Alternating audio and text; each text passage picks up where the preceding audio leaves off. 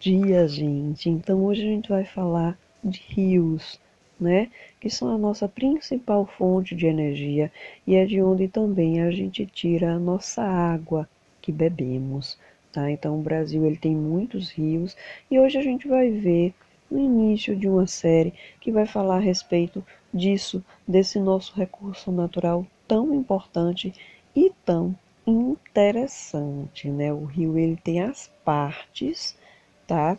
Que é nascente, leito, margem, foz ou estuário. Então eu quero que vocês anotem no caderno que vai ter agora as definições, tá ok? Então, dependendo do curso das águas, a gente tem rios, ribeiros, riachos, lagos, lagoas, mares e oceanos. O rio ele vai da nascente até a foz, que deságua em algum mar, no oceano ou em outro rio, tá ok? Então, os rios são cursos de água natural, tá certo? Que vai da nascente até a foz.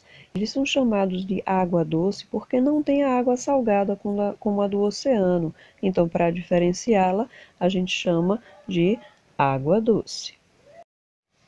Os riachos, os ribeiros e os regatos são cursos de águas menores. Então, um rio maior, como o São Francisco, o Amazonas, assim que nasce, ele não nasce aquele rio enorme que a gente está acostumado a ver. Ele nasce sendo um riachinho.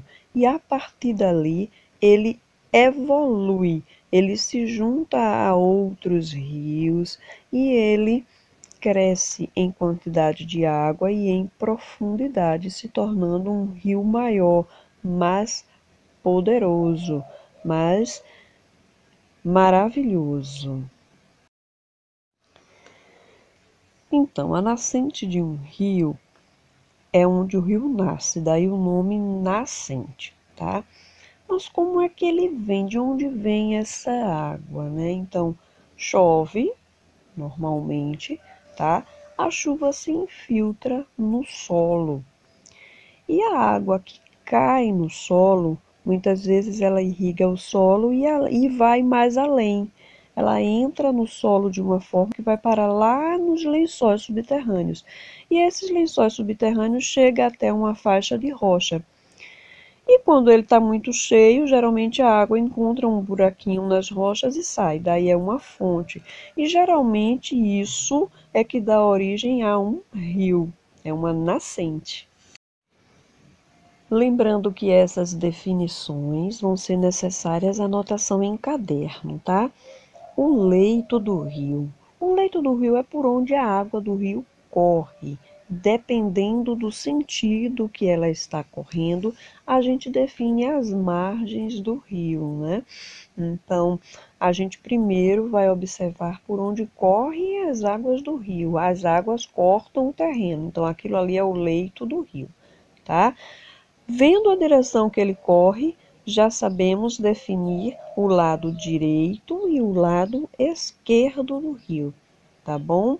Então é muito interessante. O lado esquerdo é a margem esquerda, o lado direito é a margem direita e precisamos ver e observar para que lado corre o rio. Geralmente ele está correndo no sentido de outro rio ou no sentido do oceano, tá certo? Se ele deságua no oceano, ele está ali correndo em direção ao oceano. Sabemos para onde vai o oceano, em que lado está.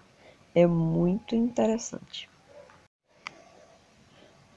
Esse leito ele segue até chegar em uma área mais alargada do rio, chamada de estuário. Logo após o estuário vem a foz. A foz é onde ele deságua.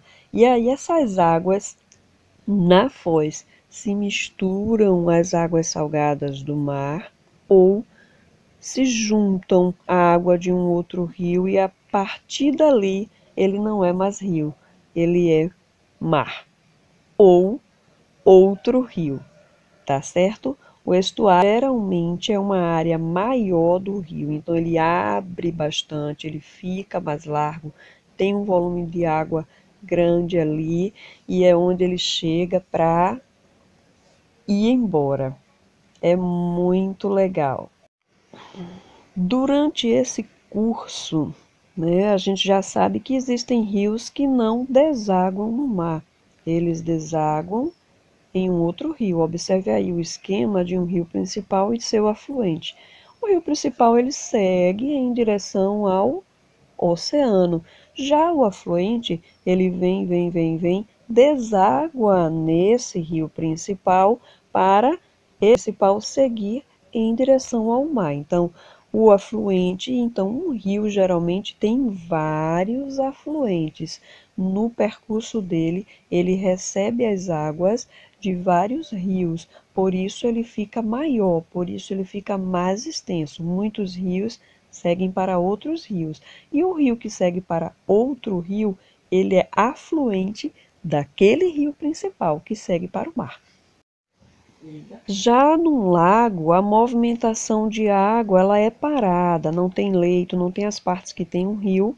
O lago, a água veio e não se movimenta, né? Temos os nossos oceanos, que são 4, Oceano Ártico, Atlântico, Pacífico e Índico. O nosso país é banhado pelo Oceano Atlântico. O Brasil não conhece outro oceano, ele é banhado todo lado dele, todo lado direito dele pelo Oceano Atlântico. Os nossos rios são a nossa principal fonte de energia através das hidrelétricas, como já vimos, e cada um, junto com seus afluentes, formam uma bacia hidrográfica. Mas aí isso a gente vai ver nas próximas aulas e vamos continuar navegando nesse assunto que é bem interessante e vai dar muita situação ainda. Tchau, tchau. Até a próxima aula!